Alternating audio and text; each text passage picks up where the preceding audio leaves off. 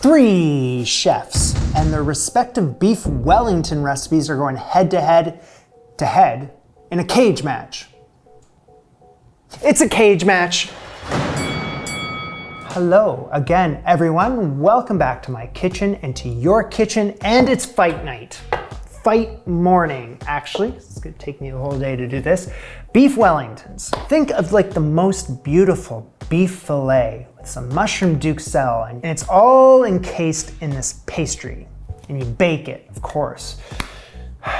Anything beyond that, I think it's up to whatever recipe I'm following. Believed to be of English origin. So I had to keep that in mind when I was choosing our chefs today. Choose your fighter. So I got two Brits. Jamie Oliver, the naked chef. At least that's, do they still call him that? I don't know. Jamie Oliver. Really solid first name right there, but also kind of known for casual home cooking, right? Like anyone can do it. It's got so many of these cookbooks. And anyway, next up, Gordon Ramsay. I think I can confidently say here that he has the most famous Beef Wellington recipe there is right now. When you think of Beef Wellington, you think of him. Now these two have some real life beef. Pun intended. They don't like each other very much. They've said some things to one another. I'm not gonna bring that drama onto this channel. So we need a mediator here to keep these two apart. So I was thinking Queen Julia Child, because none of these guys have a problem with her. You better not, Gordon. So who has the better Beef Wellington recipe of the three? Made by me, of course. Let's find out.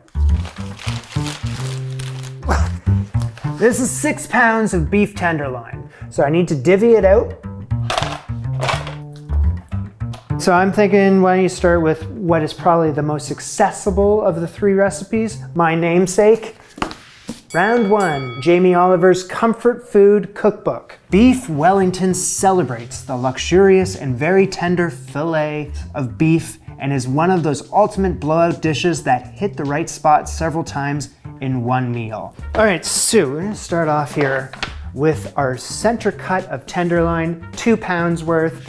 And he says it could be 4 inches in diameter. Unfortunately, mine is 3 inches. What it's short on in that, it makes up for in length. 9.5 inches.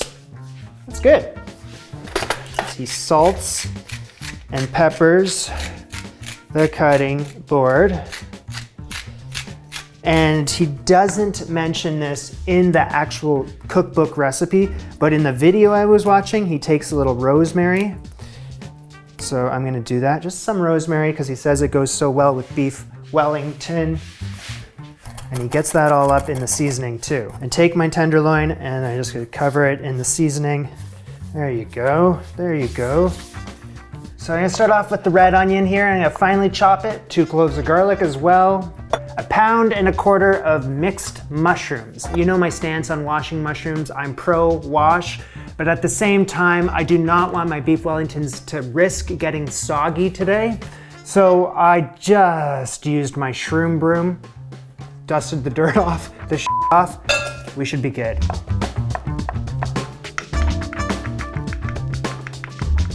Finely chop these up. He says to peel the onion and the garlic and then very finely chop it with the mushrooms.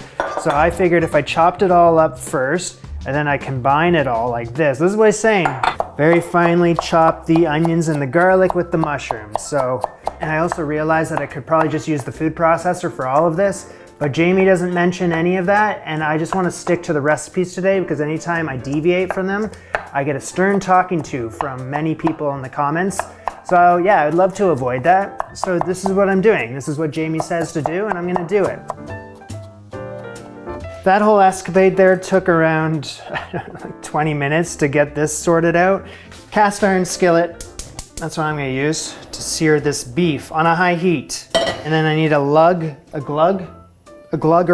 of olive oil, which I would think would be that. Just let that heat up for a minute. Okay, be prepared. Now I need to sear this beef 4 minutes in total, he says, but because the diameter is a bit smaller maybe just slightly under 4 minutes in total. I need a nice brown crust all over, and I'm gonna keep the string on for now so it doesn't lose its shape. Then you need a pat of butter, which I had to look up is just between 1/3 to half a tablespoon worth, and a sprig of rosemary. Talk soon.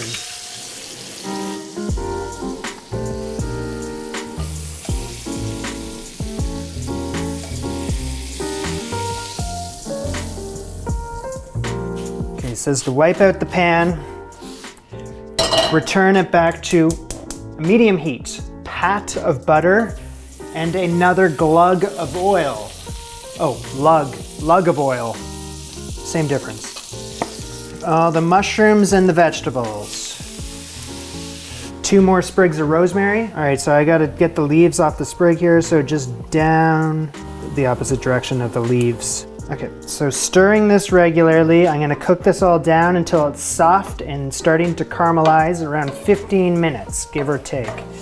Okay, cool, caramelized. Now I have 3.5 ounces of clean chicken liver. Well, I sound like a turkey there. Actually, this is chicken. 3.5 ounces of cleaned chicken liver, as well as a tablespoon of Worcestershire sauce. Worcester sauce. There it goes. Cook for another few minutes.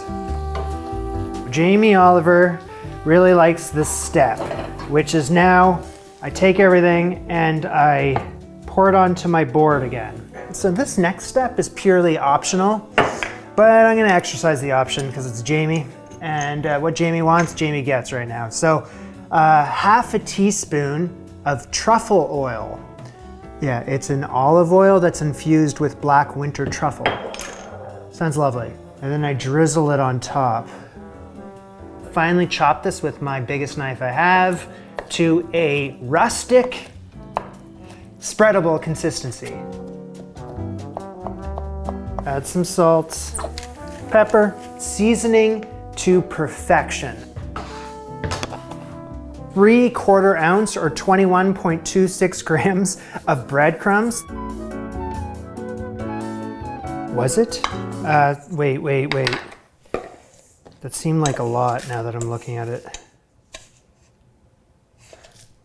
And now that I heard it in grams, I was like, there's no way that was 21 grams. Before I stir it all in, I'm gonna remove it and I'm gonna try that again. So in total, I believe that is around 3/4 ounce of breadcrumbs. You don't wanna overdo that. That would be madness. That is really good.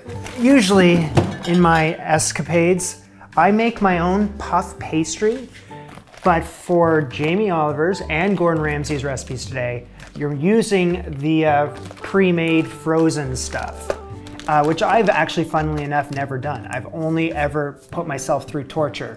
So I'm glad not to do that today. Now I needed to make sure that I bought the right stuff, that was using real butter, because I first bought this, hide the logo, and it's made with vegetable fats rather than butter. This is no good, not for today. So I have never worked with this before. Flour up my surface. Okay, so you're gonna have to move fast. 12 by 16 inches. Mine is around 12 by, yikes. So I need another one. You are prone to screw up, so just focus, don't talk, stop talking. Can you just roll that part to combine it together? All right, it's combined. The mushroom pate, spread that out so that you got a 2-inch border. I know that the breadcrumbs were added into this duxelle to absorb some of the cooking juices that are gonna expel themselves from the beef. Expel? No. Brush the edges with the egg wash. Ruler, scram. Beef goes on. Whoa! Okay. With one of the longer edges in front of you. Well, that didn't happen, but I gotta work with this. Snugly wrap the pastry around the beef. All right. Snugly. Keep it going, keep it going.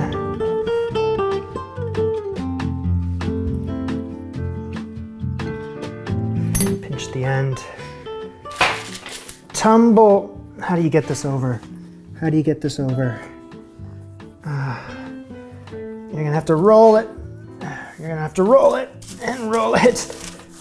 This thing is huge. I take a fork to the edges. This one too. So I need to transfer this hog to my baking dish. Brush all over with an egg wash. So what I need to do to ensure that the bottom crust doesn't become soggy, which it might.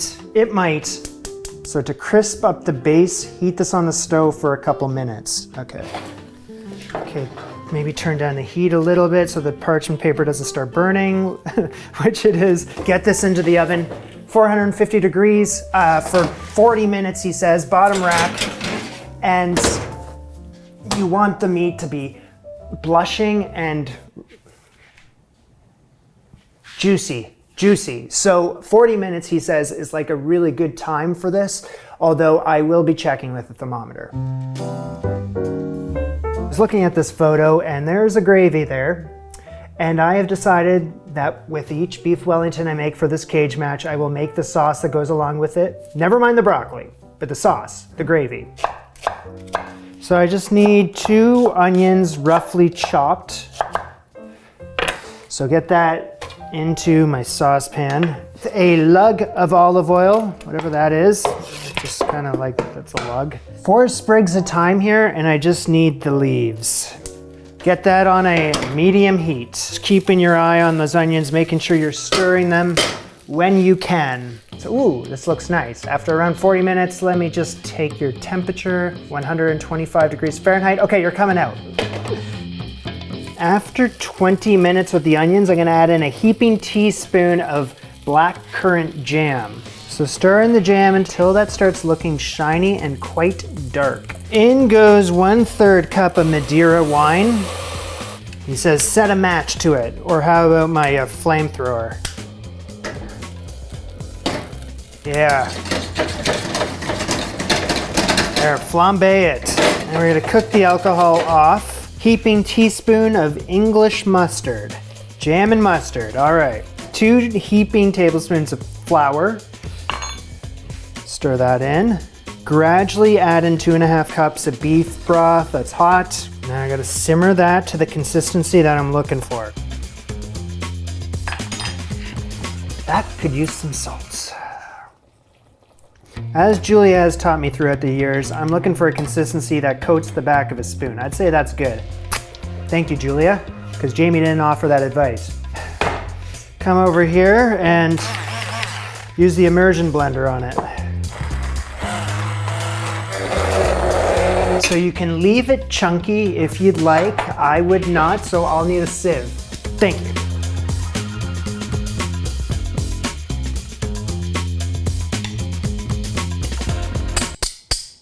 Okay, bring this over here. This looks not half bad.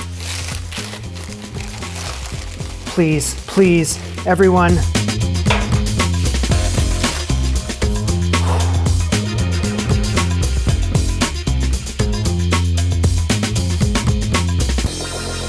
Hi. So look at that photo there, and then look what I have here. Besides the very bulbous end pieces, like they really just puffed up, and I guess depending on how you're looking at it, could look rather phallic. Not sure. Anyway, his didn't do that. His were more sealed down at the end with the fork. Mine just... Anyway, besides that, it looks nearly identical. Let's go right down the middle. Hey! He said to let it rest for around 5 minutes. I let it rest for way longer than that. The juices are still running wild there, but that's just what happens. A 3/4 inch slice. So drizzle the gravy. Okay, and then rosemary just for a little pop of color. Okay, order up. Round 1.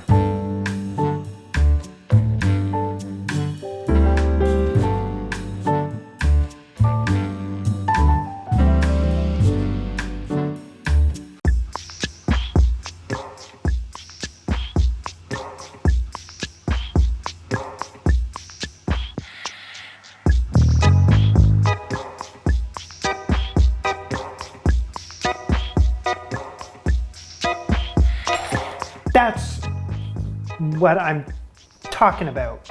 I didn't know what else to say there. So all my fresh thoughts and ideas on what just took place here, I jotted them all down, and we will save this till the end when all 3 have been completed. For now, so time out, because this cage match is sponsored by Graza. So if you're like me, you're using olive oil every single day. And yes, it can be confusing and overwhelming to find the right one. You're in the store and there's like 100,000 options on the shelves and you're like, huh? There is one that stands out among the rest with its squeezy bottle, Graza. It's not just the pretty packaging and the bottles, it's a high quality extra virgin olive oil that tastes freaking delicious. So Graza has the sizzle. This is what you use for everyday cooking. It's an extra virgin olive oil made from mature mid-season olives that are gonna yield a more mellow flavor. Then we got the drizzle. This one's for eating, not for cooking. It's made from olives that are picked early. You drizzle it on like ice cream or salad or pasta, you name it. Now once you're done, what do you do with the empty bottle? Well, you go back over here. Well, it is refillable. With these refill cans, you just gotta funnel that liquid gold right back in there. If you're looking for a fun, but also straightforward, approachable, tasty olive oil, then give Graza a try and get 10% off your order when you use my code, ANTICHEF10. It's gonna be linked in the description, or you can scan that code right there. I'm gonna be using mine for my Beef Wellingtons. So thank you very much, Graza, and back to work, Jamie. Round 2, Julia Child's The French Chef Cookbook. It is the next day. I dream big. I thought I could make 3 Beef Wellingtons in one day. And then after the first one, I was like, no, that's good. I'll finish this tomorrow. So here we are. This is a splendid dish when you want to make a vast impression on your guests. And if you have prepared all the various elements a day ahead of time, the assembling and cooking are easy indeed. She has 2 Beef Wellington recipes. Julia, because she has the one in this book, and this is the one that she made on her TV show also. And then she has one in this book, Mastering the Art of French Cooking V2, and I made this one on my internet show. This isn't medium rare. I think I might cry. No!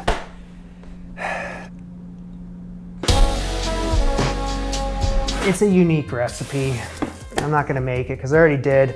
This one I haven't, and it also appears to be very unique, very much so.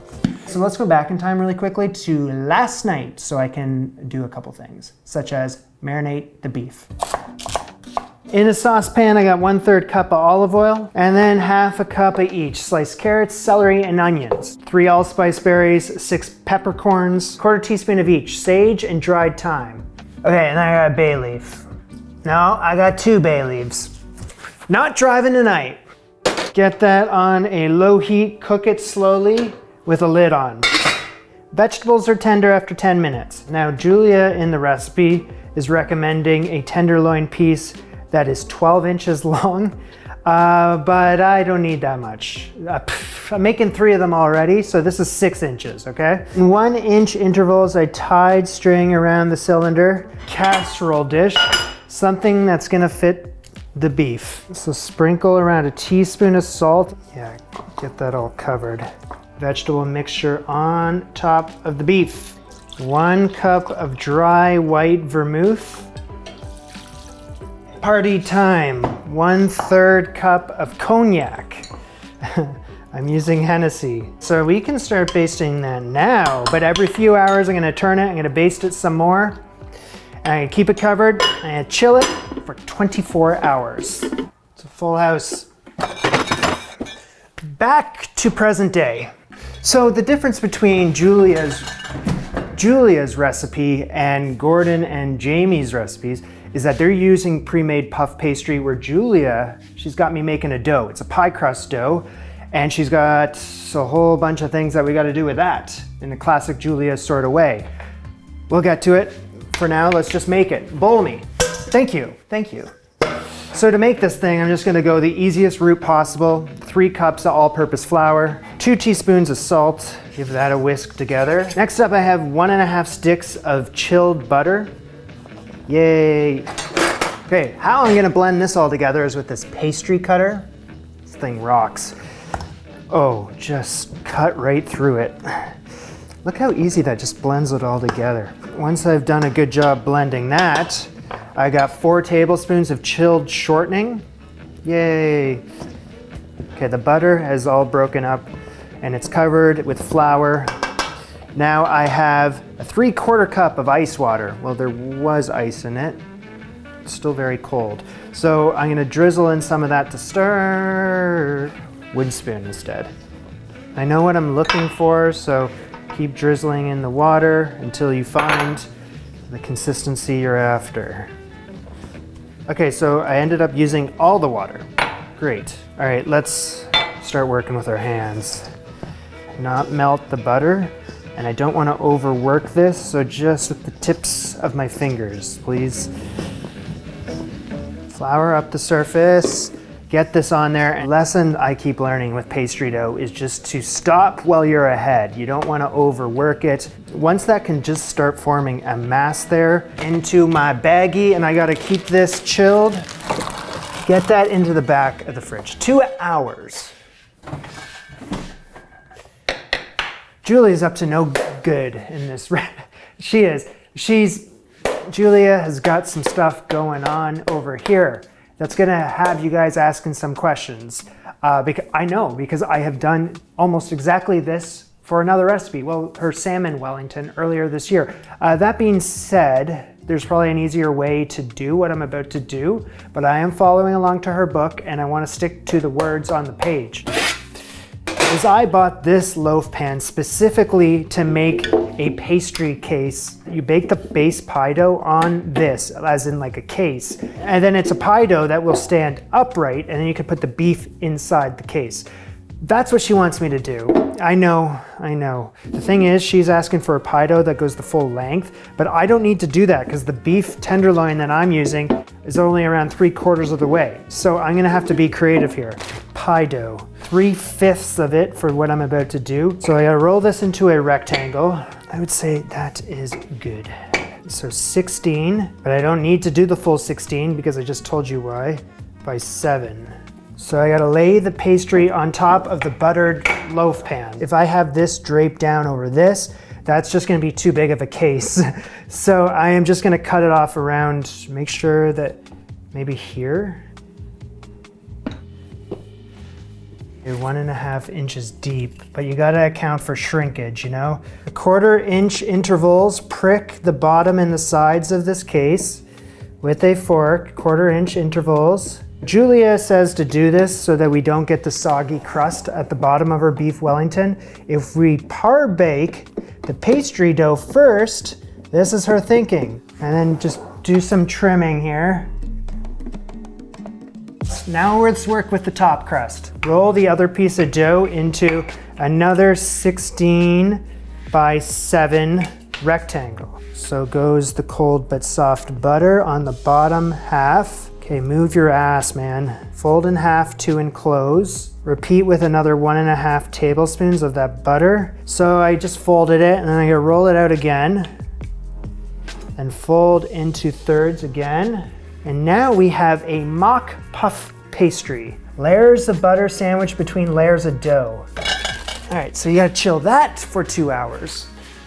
And I got leftover dough. I think I need this for decoration down the road. Chill this until you need it. Add something to the fridge, remove something from the fridge. Okay, so this is the 24-hour marinade. Holy, the beef is so damn soft from that marinade. She says I need to stiffen it. So, okay. Be careful with this, just use your hands, not the tongs. It says here, rub the meat with oil or suet. If you don't have suet, which is just like a big long piece of fat, like the fat that was trimmed off of this prior to me buying it from the butcher. The place I went to go pick up this piece of beef, they had suet, but they don't sell it to their customers. I don't know. You could drape it over top of the beef, kind of as a protective cover. But since I don't, I'm gonna use cooking oil, rub the meat with the oil. So I'm going to take some sort of pan here, get that in there. It's gotta go in the oven and roast for 25 minutes. And because I do not have suet, you'll have to baste the meat with oil every 5 minutes. Now, watching her do this on her show, she has assured me that it's not gonna cook the beef. It's gonna remain rare when it comes out of the oven, but it's gonna stiffen it so that it will hold its shape in the crust. Upper third of the oven, but basting with oil every 5 minutes. After 25 minutes in the oven, the beef is done doing whatever the hell it's doing. I need to now let this cool for half an hour or more. Yeah, I'm gonna get it out of the pan too because I don't want it to cook anymore.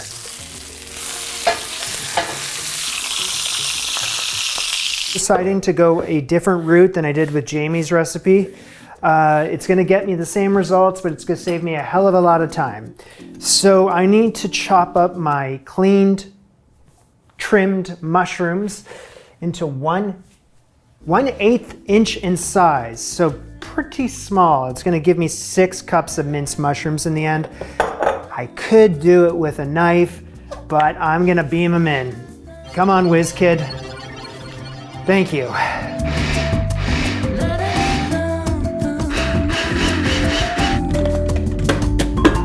So that was quick and painless, and it's done.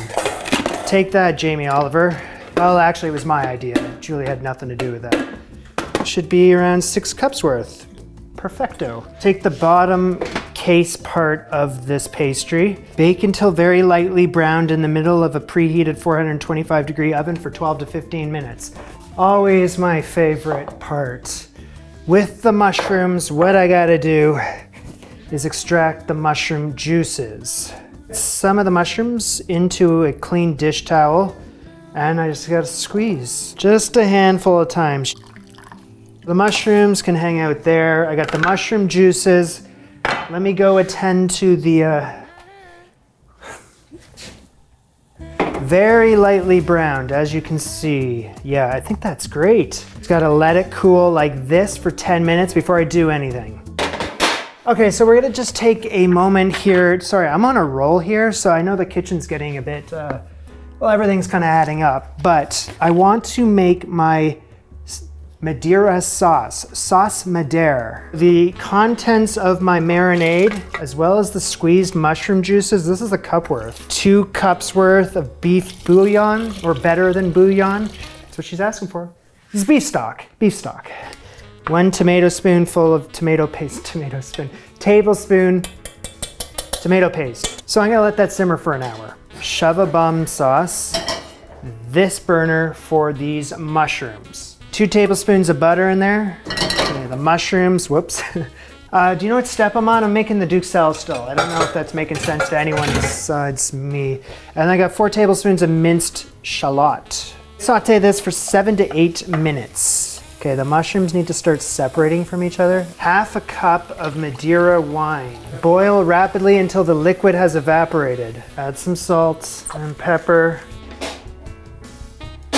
Bowl. Bowl. Thank you. Mushrooms into a bowl now. Time for the controversial ingredient, which is foie gras. So it is fattened duck liver, and it's a mousse, a paste. This is a mousse. This is something that if Julia was making this book today, she probably wouldn't include this ingredient because it is surrounded with controversy of how it is made, right? And I've seen the videos, it is distressing, but at the same time, I guess my hot take is that I do not find it any more disturbing than everything else that goes on in the meat industry. There's just, you know, you can pick and choose what you get mad over, or you can just kind of be aware of all of it. So, hot take, 4 to 5 tablespoons of it. Now, Jamie Oliver and his duxelle had the chicken liver, so this ain't too far off, but it is fancier. What is that for? Okay, so now we gotta beat that all together. And because the mushrooms are still warm, it's melting the foie gras into it goes. So I'm gonna cover that up with a kitchen towel and keep that in the fridge till I'm ready for it. Thank you. So back to the Madeira sauce really quick here. I gotta strain it because it has been an hour. Instead of going down to 2 cups worth, I went down to 1 cup worth. Whoops. So that means that what I'm gonna do is make a slurry of 1/8 cup of Madeira wine with 1 tablespoon of cornstarch, because I'm halving this because I have that. And just get that onto the heat, keep a close eye on it, and it's gotta thicken. So stirring and whatnot. It's thickened and it coats the back of a spoon. Bring the cool down pastry case. And wow, that was super easy. Don't get cocky, but wow, that was easy and I'm happy. Okay, let's all go home. 2 hours later, or probably more, I have the mock puff pastry and I need to roll this out into a rectangle again. Cut a 3-inch strip from the long end, so pick the worst long end. Onto parchment paper, cover that with a damp towel. Okay, so she says that this leftover mock puff pastry is for decoration, so I'm gonna do like a strip using my ravioli cutter onto the parchment paper also. At the same time, I have this leftover pastry dough too. This was the pie crust dough, and I'm gonna roll this out. Right, and I have a cutter here that I'm just gonna cut out a couple circles out of this. The beef has been resting for some time, but it is miles too small for my pastry crust. I can snip off a bunch of that, so let's do that carefully. Great Scott, that works. So snip off the strings from your beef. Spread half of your mushroom duxelle in here, keeping in mind that I made a full amount of mushroom duxelle, so that would be 1/4 of it, because I halved my, in goes the beef. Fits like a frickin' glove, look at that. Okay, cover the meat with the remaining mushrooms on the sides as well. Do not break the pastry for the love of God. What a weird way of doing this. This is a hefty boy. That's gonna hold, right? And because there's an opened end here, you're gonna have to take some of the mushroom duxelle and just press it against the beef. Messy, but it's gonna work. So my egg wash gets painted all around the sides. Bring over this honker, and I drape that over top. Obviously it looks a bit too long there, which is fine. I want it to be long. Egg wash here, egg wash there, egg wash there. I'm gonna carefully pick that up, and there we go. Amazingly enough, that is holding together. Amazing. Egg wash my decoration. It's gonna act as glue, right? So, and then you just make something look nice there. I don't know what you're doing, but that works. Now Julia says you don't have to put the decorations on, but she does say it's more fun. What I gotta do is paint all of this with egg glaze. This keeps going on and on. Now I need to poke 2 vents at the top. She pokes 3 in hers, but hers is way bigger than mine. Actually, do 3. And then she uses tin foil to make these little chimneys.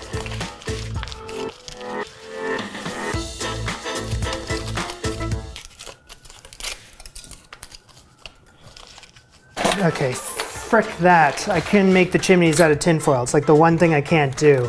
So instead, I am going to use piping bag nozzles. Are they oven safe? I hope so. The next up, you want an oven thermometer, she says, and you can go right into the middle hole there.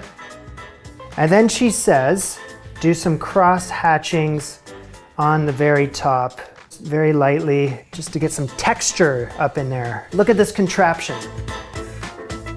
Get this into the 425-degree oven for 20 to 25 minutes to start, and then we'll go from there.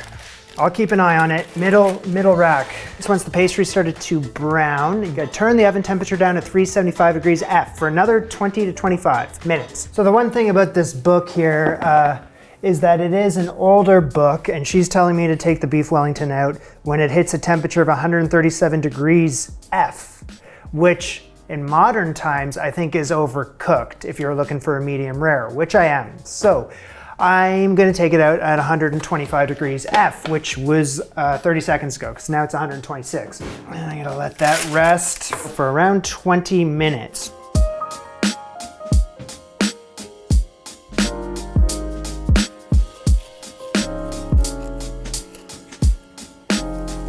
Yes, lots of Duxelles, but yes. Okay, I probably went a little hard with the Duxelles, but that's okay.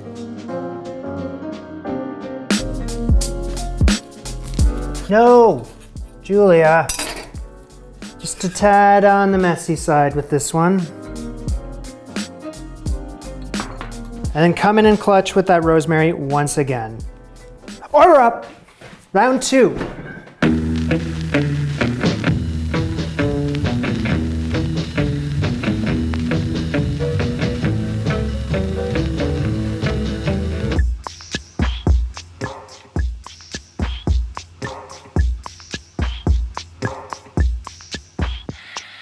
A little more sauce there.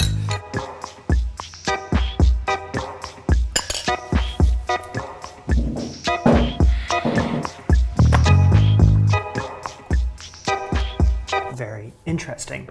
And now it all comes down to this. Final round, Gordon Ramsay's home cooking cookbook. You can dress up a beef Wellington with foie gras, I already did with Julia's actually, porcini mushrooms, or even truffles. How about truffle oil, like Jamie Oliver?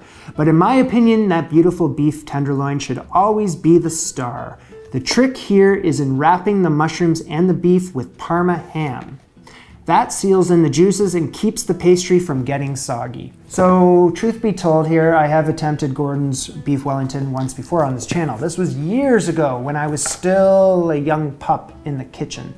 And I didn't know what the hell I was doing. I had never cooked with beef before. No. So I was using the wrong cut of beef. I didn't know there was all these different cuts. I was like, huh? I don't know, as a tool. I was supposed to cook with a tenderloin. I was using some sort of roast of some sort. I just bought beef and I thought that was gonna work.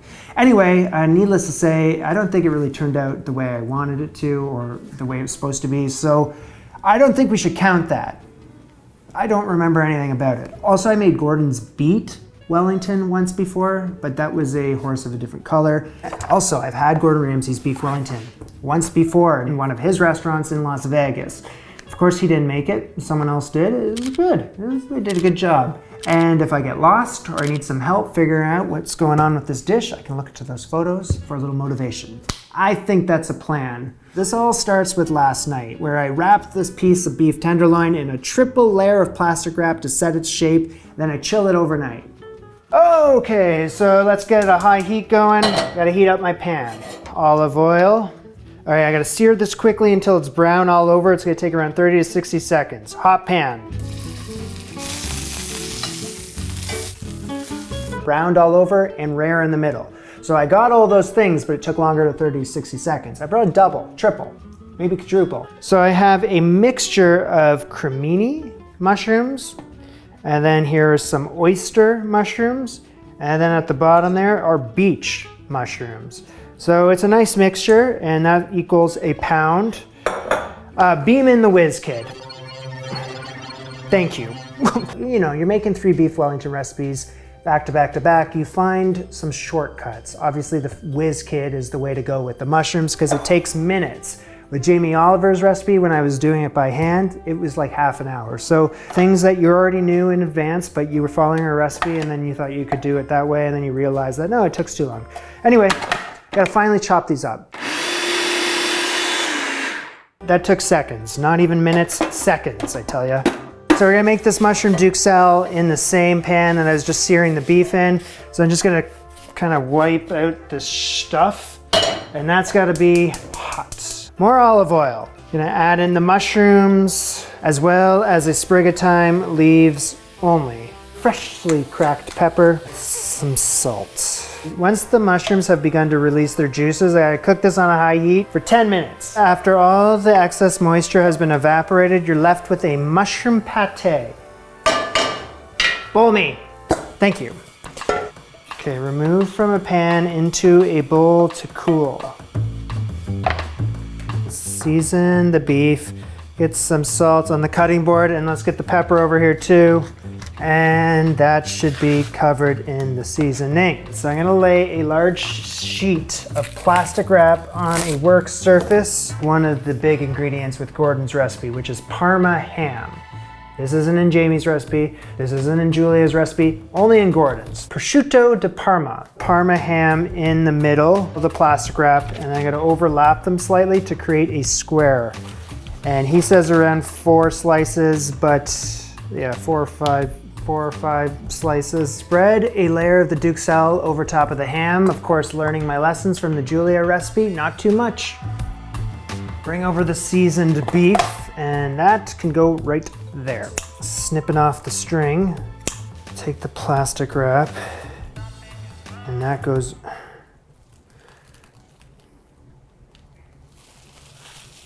So your job is to make sure that the Parma ham and the duxelle is enough to be able to wrap around the entire freaking log here. Surround the beef. Roll it nice and tight. Perfect. Okay, and seal the ends. The mushrooms are coming out of the ends. It was just a bit too much. Chill this for half an hour. Chill that. So while we're hanging out over here, I gotta make a red wine sauce. So get the heat on and some sort of pan big enough for everything that I'm about to do. 2 tablespoons of olive oil. Heat that up. If you're gonna be cooking all the time, I guess you gotta collect beef trimmings. You never know when they're gonna come up. Well, specifically with Gordon Ramsay recipes, that's what I have found.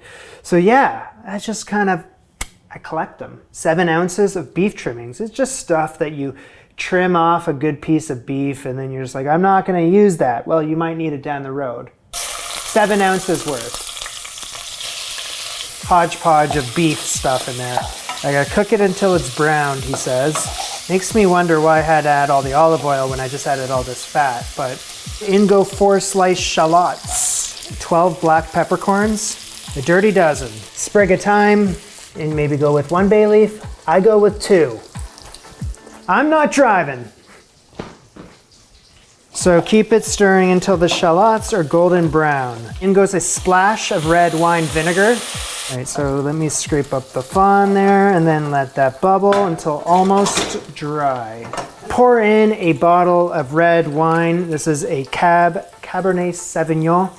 And I'm pouring in the whole bottle. In it goes. Keep on scraping up all that good stuff, and I gotta now bring this up to a boil, the full bottle of wine, until it's almost completely reduced. Full bottle of wine, reduced to nearly nothing. Money well spent. Completely reduced would be no more wine. Almost completely would be just a little. I think that's good. This is a little. Okay, I understand the vision. So now I'm gonna pour in 3 cups of beef stock. Bring that to a boil, lower the heat, and then gently simmer for 1 hour. One hour. 1 hour. Forget it, I'm gonna be able to know when an hour is. Great. Prep the plastic wrap. Just make sure you have enough surface area. Sorry, earth. And, oh, salvage that, please. I'm using the same type of puff pastry sheet that I did with Jamie Oliver's. It's the one with real butter. Just keep throwing things on the ground. There's just like one step in this recipe that confuses me because he doesn't do this in the video. Yes, I did the homework. I watched the video of him make this, and he doesn't do this step, and it's kind of like freaking me out because if I brush the egg wash on this pastry like he wants me to do right now, it's gonna get all soggy. And I've come this far, I don't wanna brush the pastry with the egg wash. Gordon, you're freaking me out. Here is the thick log of beef, ham, and mushrooms. I didn't tell you this, but I did tie it up with string. because Gordon said to do that, and I missed that in the first time I read it. So I unroll this beef. That's what he says to do, man. Okay. I did have some spare pieces of Parma ham in case this scenario did happen, which was that there was some gaps with the Parma ham and you just wanted to kind of just press a couple pieces on just to make sure.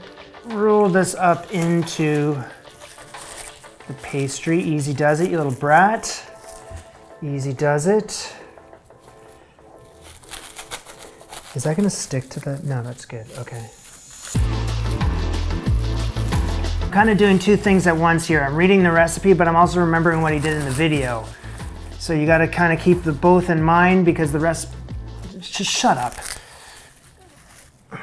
Fold that all in, the edges. Brush all over with the egg wash, cover with plastic wrap. He does not do that in the video, but the whole point of this video is to follow the recipe in the book. So brush all over with egg wash. It's gonna make it all soggy, no? Okay. Okay, so according to Gordon's methods here, plastic wrap is your friend, just to tighten it up. So yeah, it is what it is. You come this frickin' far, you can't, you know? And chill for at least 30 minutes. After half an hour. Yeah! He says score the pastry lightly. So he takes the back of a knife and then he goes the length. Lightly! Can I do that thing? I can try. He goes, no, don't do it. Just there, and then he does that. Just do that. That's working for you. Is that how much leftover? Jeez, it's like, you know when you're going shoe shopping and you're like trying to find out where your toe is? That's what I'm doing with the beef right here, and I can't tell. Is it right here? All right, it is what it is. Just one final egg wash. He says to bake this for like 15, 20 minutes at 400 degrees Fahrenheit. I find that might be not enough. We'll see. The only reason I say that is because he's baking 2 beef Wellingtons, each one of them being around half the size of this. So I don't know if that would change the bake time. Anyway, 15 to 20 minutes, that's what he says in the book. But never fear, I am going to be using my probe thermometer and watching the temperature throughout, and I'll remove it around 125 degrees F. So this sauce should be done after an hour. It has reduced. Check your seasonings. It's all looking good, but there's quite a bit of fat on the top, so just skim it. You're calling it now, 35 minutes, you're not going anywhere past that. He said 15 to 20. I think that looks good. If you just leave it now for 10 minutes, maybe some carryover cooking, we'll get that to 125, 130 degrees F, and that will be the temperature you're looking for. But right now, the thermometers are kind of lying to me, so I have to believe it thinks it's cooler than it actually is because it was in the fridge for like an hour chilling. Remember that? Come on, tell me something accurate, you fool. It's gotta be right. Tablecloth trick.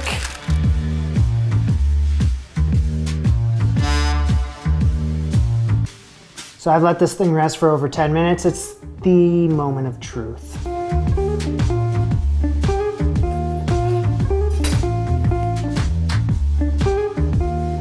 Nice. Just gonna get the Zamboni in there really quick.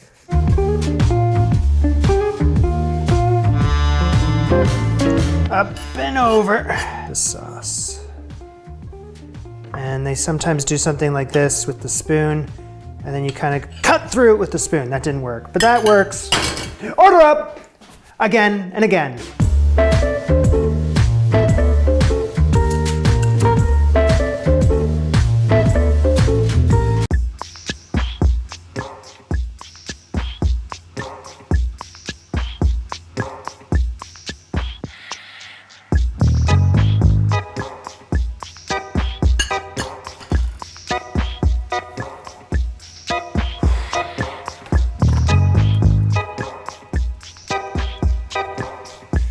Okay. It's time. 3 beef Wellington recipes from 3 big names.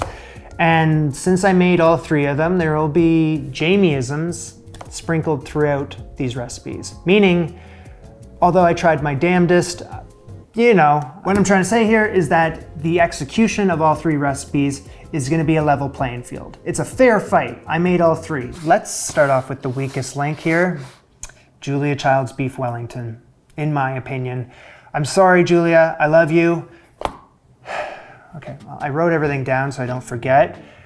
So yeah, I'm gonna be reading. The biggest, most crucial observation I found is the beef was much drier than the other 2. Was it because of the marinade? Was it because of the time that it was in the oven where it had to stiffen? I don't know, but it is a biggie. Also, did that affect the cook on the beef? Because I would have preferred pinker. Ultimately, I don't know who to blame for all of this. Was it the recipe's fault, or is it me, or is it a bit of both? All things will be considered. Next up is that the recipe was far too complicated for what it was worth, especially with that pastry case thingy. It was like a whole dog and pony show. You know, putting it all together. When I was eating it, I was picking up on the 2 different pastries. I was like, oh yeah, okay, that's a like standard pie dough right there, and then that's a puff pastry, and it's like, why is there both of them in there? I would prefer the puff pastry part. Also, when I was cutting it open, it all just fell apart. It was very messy. So with the mushroom duxelle, I could barely pick up the foie gras, and it was an expensive ingredient, so you would want more of it. I was only really tasting the mushrooms. Granted, I added way too mushrooms into that thing, like into the case. It was just, I went hog wild and I didn't need to do that. That's a Jamieism, and I will consider that in the final score. Here we go. We got a technique of 4 out of 10, flavor 6 out of 10, presentation 7 out of 10. The sauce is gonna be a 5 out of 10. It just wasn't moving mountains for me. You know, it was very earthy because of the mushroom juice, and there was some sweetness in there, the Madeira wine, but again, it wasn't like a knockout or anything like that. It was definitely the weakest sauce of the 3. So there will be some Jamieism bonus points added onto her score. 1 for me adding too much duxelle, and 1 for a partial blame on the cook on the beef. So +2 will equal 24 out of 40. She won the beef bourguignon cage match and the chocolate mousse one, but she's gonna be left behind here. It was just, you know, stacking it up against the other 2 recipes, it's just no contest. So I love you, Julia, but then there was 2. The mediator is gone. It's just Jamie versus Gordon. Let's start off with Jamie. Oliver and his Beef Wellington. Firstly, wow, wow, wow. One of the best things I've ever made flavor-wise. I thought it was a knockout in that department, and everything. It was the tender beef, the crisp pastry, the mushroom duxelle with the addition of the onions and the chicken liver and the truffle oil. You could pick that up too. The crust on the bottom was crisp until it was sliced. And here's the thing, I was letting that Wellington rest for like 20 to 30 minutes. Like, it had sufficient time to retain the beef juices, but once I cut it open, it just started to leak, and I kind of think that happened with all 3 of the recipes mostly. I guess that's what happens. Appearance-wise, we went with the rustic approach with the pastry and the 2 bulbous ends, yes. Well, I was following his directions in the photos, and I thought I got it pretty close, but yeah, they still kind of puffed up on the end. At the same time, this wasn't meant to be a fancy Beef Wellington. It's a more of the home cooking look and feel to it, so I think it was appropriate. And then the cook times in the book I found were spot on. So we got technique, 9.5 out of 10, flavor, 10 out of 10, presentation, I'm giving them an 8.5 out of 10. Although I'm not too much of a stickler with how it looked coming out of the oven, because how it looked sliced was most important. And then the sauce, the gravy, whatever, was a 10 out of 10. It was an absolute must. I found it to be sweet because of the jam, and then there was like mustard in there too, and then there was wine, and it had some tanginess to it. It was the perfect combo to the Wellington. Besides those bulbous ends, I don't think I did anything too heinous, so I'm not gonna award him any Jamieism points. So the score stands at a 38 out of 40. That's gonna be tough to beat. All right, what's left is Gordon Ramsay's famous Beef Wellington recipe. This recipe also has a wow factor. There are things that make it stand out, and you can see why it was so well revered. Revered? The beef was uber tender. He said that the Parma ham and mushrooms would seal in the juice, and they did, for the most part, until you cut it open, just like Jamie's. It's just like I had that thing resting also, and it's just kind of what happens. Now the Parma ham adds something that the other 2 Wellingtons didn't have, which was just like a little more savoriness little more saltiness to go along with the mushrooms and the pastry, and it was a nice touch. I feel like one of the reasons why this recipe is just such a big hit is because Gordon took all the techniques of making a beef Wellington and then refined them to like near perfect, nearly. That being said, this recipe in this book has some confusing parts to me. I don't know how necessary it was to egg wash, wrap it in plastic, chill, then egg wash again. Did we have to do those steps in that order? I feel like doing the egg wash once it was on the baking sheet would have been appropriate. We still would have got a golden crust to it. And of course, I could have done a better job with the pattern on the top of the pastry. Yeah, I know. I could have. The bake and the cook times confused the hell out of me in this book, like specifically. Like searing the beef for only 30 to 60 seconds wasn't a sufficient amount of time. It took me like triple that. Bake the whole thing for 15 to 20 minutes at 400 degrees Fahrenheit. Now it all worked out in the end because I did find that video of Gordon making this thing on YouTube and the cook times were much more clear there, but not in the book. We got a final gripe and it's just, you know, take it for whatever it's worth, but I do feel it wastes a lot of plastic wrap. And is it that necessary? I mean, it is a more refined approach to making a beef Wellington because like with Jamie Oliver's, we didn't do that and you know, it puffed up on the ends. But with his, yeah, there's a lot of plastic wrap. More refined, does the job, but something to consider. So, technique, we give 9 out of 10. Flavor, 9 out of 10. Presentation, I'm giving him a 9 out of 10. So the sauce gets an 8 out of 10. It was giving me major deja vu because I've had that sauce identical at his restaurant. It tasted exactly the same. So that's a little, good job, Jamie. But also, maybe I added too much salt, or maybe the recipe called for too much salt, or there's just something about it that was a little too much. It had a nice tang to it because of the wine, but also, I don't know, it's like big, powerful flavors, but maybe just a little too salty to go along with the Wellington that had the addition of the Parma ham. So that's gonna give him a score of 35 out of 40. Because even if I give him some additional points for like Jamie-isms here and there, let's say I give him 2 additional points, just to be generous, that gives him a 37. That's still not enough. Jamie got a 38 out of 40. So the beef Wellington cage match is not going to Gordon's famous recipe, it's going to Jamie Oliver. That's a bombshell. Mic drop moment for Jamie over here. All right, let's let that sink in for a second. I'm gonna go, because this is the longest video I've ever made. This was Jamie and Julia and Gordon and the victor, the other Jamie. Bon appetit, au revoir, see you later.